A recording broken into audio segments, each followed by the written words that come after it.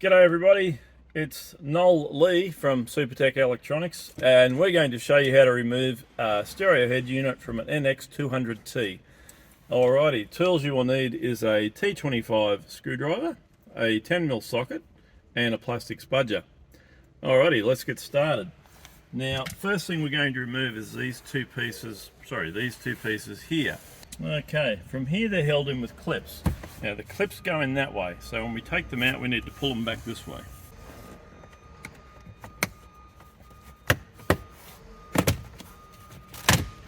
Like so.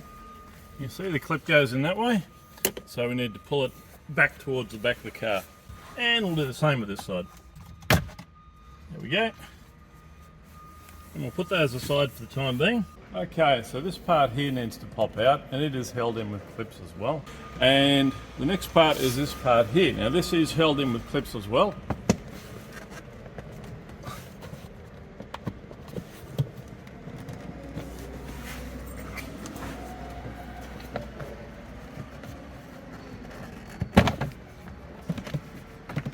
And we can put that part aside.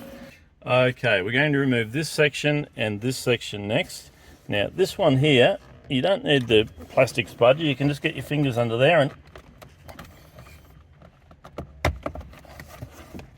just pull that down. And this section here, same thing, we're just going to pull it up and we're going to remove this little part that sits under the start button. And we're just going to leave that all sit down there for the time being.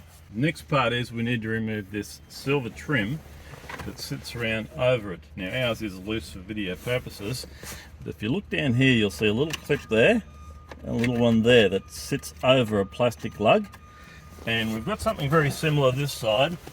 The only difference is this part here slides through a little crevice, so we need to unclip those two clips and slide it back that way. And once we've done that, it will come out with clips, these guys here, and we'll put that safely aside so we don't scratch it. Okay, we're going to remove this section here next. Now it's on clips. If you grab it with both hands and pull it towards you, it's held in with one harness, which we're going to remove. We'll take that out by pressing that middle pin and pulling it towards. And we'll put that out of harm's way as well. Okay, we're going to remove this section next. Now this part here is just held in with clips, and we're going to pop that off. Put that there. This little part here, same again, just held in with clips, and we're going to put that aside as well. Now that will make this all loose. To get this out, we're going to put the shift back, foot on the brake, turn it off. Now this whole section will come out.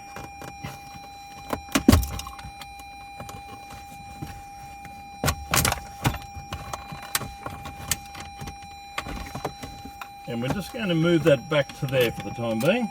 Okay, so now that we've removed our two 10mm bolts to the side of the radio, stereo, we're going to grab it with both hands and pull it out. It's held in with clips.